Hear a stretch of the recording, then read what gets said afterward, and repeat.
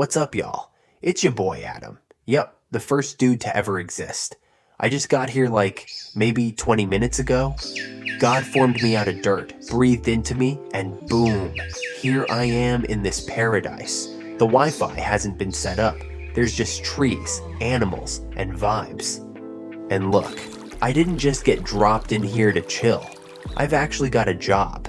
Not your typical 9 to 5 either. Can't spoil it just yet, so you'll want to stick around to find out. Also, there's my girl, Eve. But you see, the story isn't just about us. I'm talking wars, miracles, betrayals, floods, fam drama, burning bushes, kings crashing, and then this guy named Jesus who walks in and flips everything upside down. So yeah, welcome to the story of the Bible. And honestly, it might be the wildest, realest thing you've ever heard.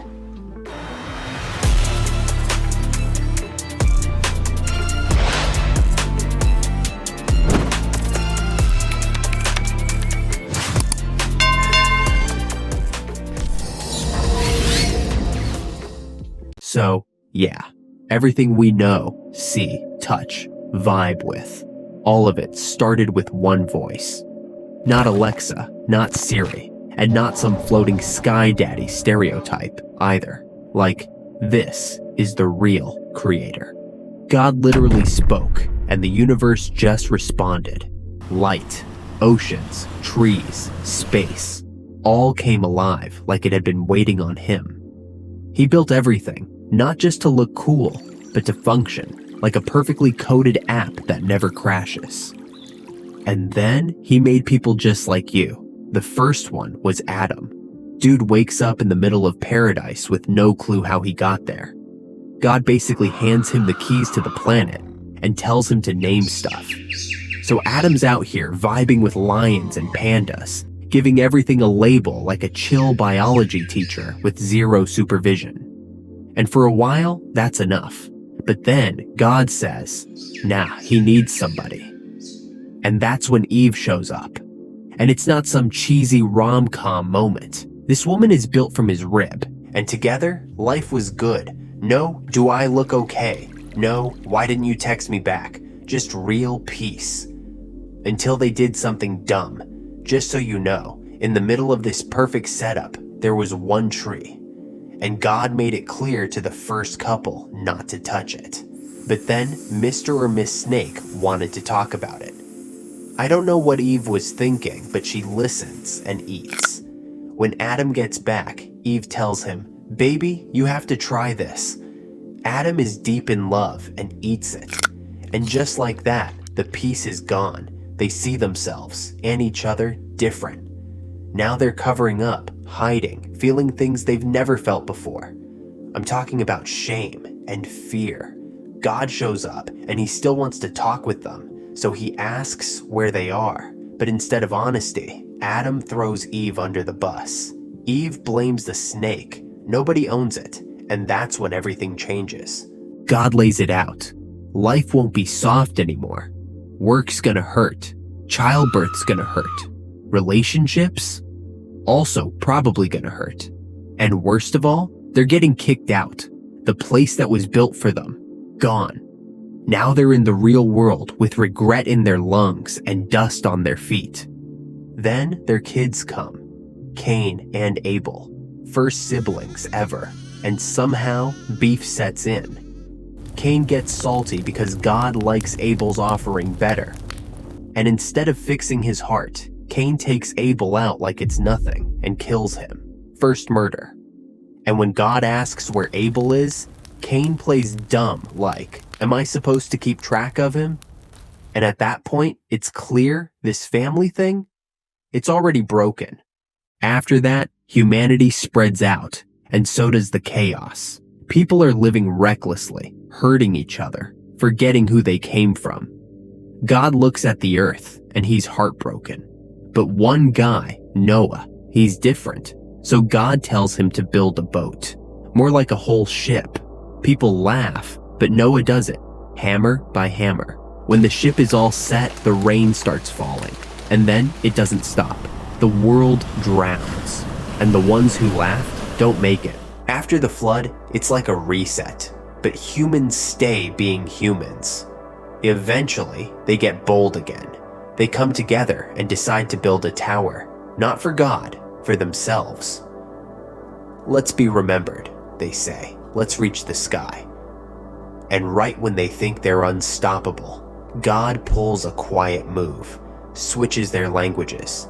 They can't understand each other, so the tower is abandoned. But even after the noise, God didn't ghost us. He could have. Honestly, probably should have. But instead, he picks another guy again. His name? Abram. Now, Abram is just a regular man living out with no fame, no followers, not even kids. God shows up and says, "Leave everything. I've got something better. No map, no GPS pin, just a promise and a choice." And for some reason, Abram believes him, packs up his whole life and starts walking. No questions, no backup plan. God tells him, "You're gonna have more descendants than the stars," which sounds poetic until you realize he and his wife are old. Like, we don't even talk about kids anymore, old. Years pass, still nothing. So Sarah gets impatient and tells Abram to sleep with her servant. And just like that, Hagar gets pregnant and Ishmael is born. But then, plot twist, God still comes through. Sarah gets pregnant in her 90s. Baby Isaac shows up, and now the tension in the house is unreal. 2 sons, 2 moms, 1 father. You can feel the awkward energy before you even walk in. Fast forward, and Isaac grows up, falls for Rebecca, and they have twins, Jacob and Esau. And from the jump, it's chaos. They're fighting before they're even born. Esau comes out first, but Jacob's gripping his heel like, "Nah, bro, I'm right here too." Esau grows up wild, hunting and sweating and doing outdoorsy stuff. Jacob's quieter, always around the house, probably reading scrolls or something. Their dad loves Esau. Their mom? Fully Team Jacob, which is already a bad setup. So when Isaac's old and blind and ready to pass on the family blessing, Rebecca helps Jacob pull a full-on disguise operation. Goat fur, fake voice, cooked food. He tricks his own dad and steals Esau's blessing like a Netflix heist episode. Esau finds out, and it's game over. Jacob has to run for his life. He ends up at his uncle's place, working for years just to marry a girl he's in love with, Rachel. But on the wedding night, he wakes up and realizes that Uncle Laban pulled the switch on him. Instead of Rachel, he got her sister, Leah. Laban creates another deal, leaving Jacob stuck in a situationship with both sisters. Plus, they're 2 servant women, making it 4 women with 1 exhausted man just trying to survive family dinner. Jacob has many sons, and that leads us to Joseph, Jacob's favorite. Jacob literally gives him a custom coat, while the rest of his sons are wearing plain tunics. Joseph starts having dreams where his whole family's bowing to him, and instead of keeping it to himself, he tells them, "Wrong move, if you ask me." His brothers are so pissed. One day, they drag him into a field, throw him in a pit, and debate whether to kill him or sell him. They go with the second option. 20 silver coins later, Joseph's being dragged to Egypt by strangers, and his brothers go home and tell their dad he got mauled. They even fake the blood on his coat. Meanwhile, Joseph's story gets worse before it gets better.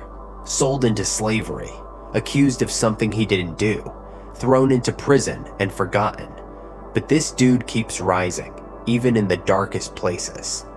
He starts interpreting dreams, and somehow that gift lands him in front of Pharaoh. One conversation later, and Joseph goes from prison to palace, literally running Egypt, managing resources, saving lives during a famine, and holding it down like a pro. Things get more interesting when Joseph brothers show up in Egypt looking for food. They don't recognize him, but he recognizes all of them. He could have snapped, could have exposed them, ruined them, destroyed them. Instead, he tests them to see if they've changed. And when they finally break, when they finally admit their guilt, Joseph can't hold back anymore. He cries and forgives them. And somehow, this messy, broken, petty family ends up standing in the middle of Egypt, hugging, weeping, surviving. So the fam ends up in Egypt, right? At first, things are fine. Joseph's running stuff, everyone's eating, everything's chill. But then years pass, and a new ruler is in town, one that doesn't give a damn about Joseph. Suddenly, the Israelites go from VIPs to slaves.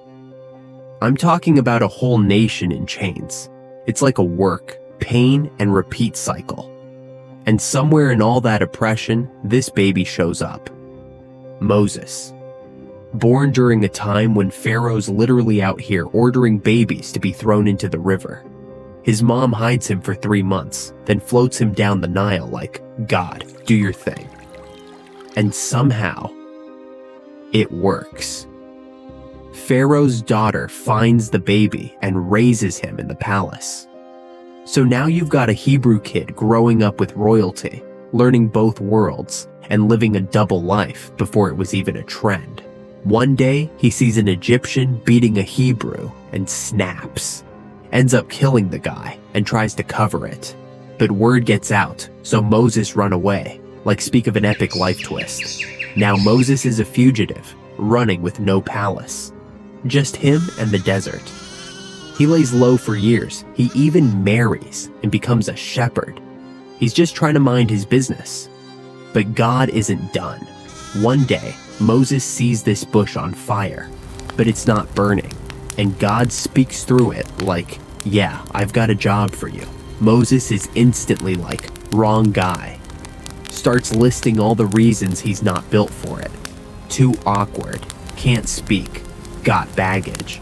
And God basically says, I'm not asking you to be perfect. I just need you to go. So he goes back to Egypt, and it's not pretty. Moses shows up like, let my people go. And Pharaoh's like, nah. Pharaoh even laughs in his face. But God steps in with the plagues, frogs, blood, darkness, flies, hail, you name it. Each one more intense than the last. Pharaoh still won't fold. Until the final one, when every firstborn dies overnight, including Pharaoh's son. That breaks him. He lets the Israelites go. Just like that, after 400 years, they're walking out of Egypt like survivors of something no one thought they'd escape. But freedom hits different when you've been trapped your whole life. They barely get out, and Pharaoh changes his mind, sends his whole army after them. And now the people are boxed in, sea in front, chariots behind. They panic. They turn on Moses. But God tells him to lift his staff. And when he does, the sea splits open like sliding doors. The people walk through.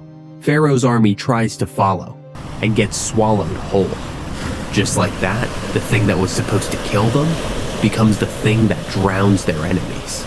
They're free, like actually free.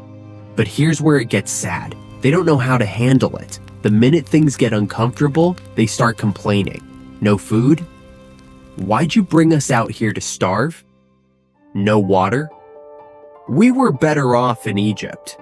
They start building fake gods from melted jewelry, like they forgot who saved them in the first place. And Moses? He's stuck in the middle, trying to lead people who keep dragging their feet while God's literally feeding them from the sky. So God gives them laws, not to control them, but to teach them how to live free without falling apart. But they don't follow. They want freedom without discipline. And because of that, they end up wandering the wilderness for 40 years. Whole generation dies out before they ever touch the promised land. Moses leads them all the way to the edge. But he doesn't get to go in. He messed up too. He watches from a distance as the next chapter begins without him. And that's the part people don't talk about. Freedom isn't just walking away from what broke you. It's learning how not to break yourself once you're out. Now, after all the walking, the crying, the dying, boom, the promised land. But this ain't no welcome party. They're stepping into enemy territory with nothing but faith and trauma. Leading them now is Joshua, quiet guy, loyal, been in the background for years, but he's built for this moment. He tells them, get ready. We're taking this land. And they do. It's not clean. It's not easy, but they move. Jericho? That wasn't even a battle. They literally walked around it for 7 days, shouted, and the whole city collapsed like it heard God breathing on it. For a second, it feels like they might actually stay locked in. They divide the land, settle in, start over, but Joshua dies. And the minute he's gone, everything gets dirty. Nobody steps up. There's no leader, no order, just vibes and bad decisions. This is the Judges era, and it's a mess. People are doing whatever feels right, which sounds freeing until you realize nobody knows what right even means anymore. Everyone's doing their own thing. God keeps stepping in with new leaders. Gideon, Deborah, Samson. But none of them last. It's like watching someone clean their room, but only halfway, then wondering why it still feels off. Eventually, the people are over it. They're tired of the cycle. They want structure. So they go to God like, look, we want a king. Everyone else has one. And God's like, you sure? Kings come with baggage. Y'all aren't built for that drama. But they push, so God gives them Saul. And yeah, Saul looks the part. Tall, warrior vibe. But that man is insecure from day one. Every decision feels like he's overcompensating. He starts messing up immediately. And God's like, okay, your time is up. That's when David steps in. And listen, David is picked as king because he's got a good heart. He also got some guts. Like, when Goliath steps out and everyone else freezes, David's like, you're not gonna disrespect my God and just walk off. He grabs a stone, slings it, and drops Goliath like it's nothing. Just like that, he's viral. Saul gets jealous, and things get weird fast. David ends up on the run. Years of hiding, waiting, surviving, still loyal to the same people trying to kill him. When Saul finally falls, David becomes king. And for a while, it's beautiful. He brings the ark back, writes songs that make one think, and leads with real humility. But power hits differently when you're used to being underestimated. One day, David stays home while his army goes to war. That's when he sees Bathsheba, who is married. He knows but doesn't care, so he sends for her anyway and gets her pregnant. Then tries to cover it up by having her husband killed in battle. It's not a mistake, it's abuse, and it wrecks everything. When a prophet calls him out, David breaks with no excuses. God forgives him, but the damage is real. His house becomes a war zone. His sons turn against each other. One of them ends up leading a literal rebellion against him. The kingdom he fought for turns into something he barely recognizes. So, yeah, this is what can happen when something stupid is done. After some years, David's gone, and stepping into his shoes, Solomon, his son, kids young, nervous, no real experience. But when God pulls up and basically says, "What do you want?" Solomon doesn't ask for money or power or revenge. He asks for wisdom. That hits different. God's like, say less. And suddenly, Solomon's operating on another level. People from everywhere are showing up just to hear this man talk. He's giving TED Talks before TED exists. Solving wild problems, writing deep stuff, building a temple so beautiful, people literally traveled miles just to stare at it. For a while, Israel's thriving, and Solomon's name is everywhere. But somewhere in all that comfort, he starts slipping. Starts marrying women left and right. Not just a couple. I mean, literally hundreds of women who were from nations that literally hate everything God stands for. And when you love someone, even if you know better, it's easy to start bending.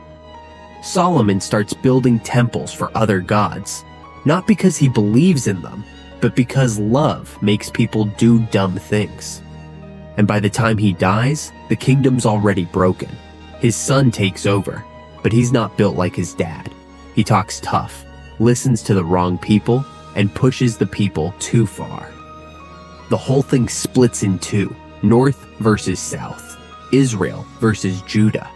It's giving divorced parents with shared custody issues. They're all supposed to be God's people, but now they're beefing like enemies. From there, it's just chaos on repeat. Kings come and go. Some are straight up evil. Others try to do the right thing, but get swallowed by the system. There's idol worship everywhere. People burning incense to statues they made themselves. It's like everyone suddenly forgot who brought them out of slavery, who tore down Jericho, who made a shepherd boy into a king. And yet, God doesn't stay silent. He keeps sending prophets, over and over, but nobody listens. They mock them, jail them, kill them. Safe to say things weren't looking good. So yeah, after years of ignoring every single warning, after brushing off every prophet, like, bro, chill, we're fine, Israel finally runs out of second chances. Babylon pulls up heavy. This isn't just a war, it's a full wipeout. Cities burned, families torn, leaders dragged out in chains, and those fancy gold things from the temple, stolen. Everything sacred is either trashed or packed up like souvenirs. Babylon literally says, y'all don't live here anymore, and ships them off like it's a forced relocation with no return date. And in the middle of all that, you've got these wild prophets trying to speak while everything burns. Jeremiah's one of them, and man, that guy was on a high level. He's out here weeping in public, getting jumped for telling the truth, locked up, ignored, dragged into stuff he never asked for. Dude's called the weeping prophet for a reason. He gave his life to warn these people, and when everything he said came true, they still blamed him like he caused it. It's the kind of pain where your heart breaks slow and no one around you even cares enough to notice. Meanwhile, over in Babylon, you've got this kid, Daniel, taken from his home, renamed, rebranded, and told to blend in. But he doesn't fold. He keeps praying, keeps honoring God, and of course, that gets him in trouble. Next thing you know, he's being thrown into a lion's den, like actual lions. Not a metaphor, no exit, no plan B. But somehow, he walks out the next morning untouched. Not a scratch.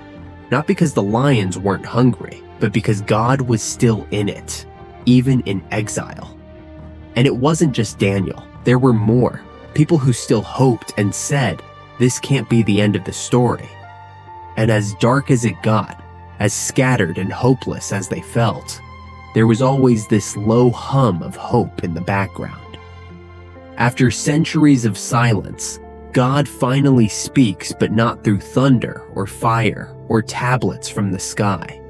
He sends a baby, born in a small town, laid in a feeding trough, to a teenage girl who wasn't even married yet. And that baby, Jesus, literally God's son, not some random influencer with a message, not just another prophet in the timeline. This is the actual fulfillment of everything. And as he grows, it's clear he's not the average kid. At 12, he's debating grown men in the temple like he's the professor and they're all just guests. But he doesn't chase attention, doesn't flex his power. He lives quietly, works with his hands.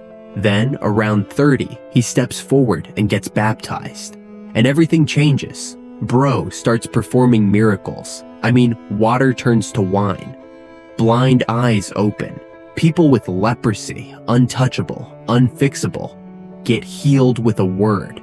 Crowds start forming because when Jesus speaks, it's not boring, it's not scripted, it hits different.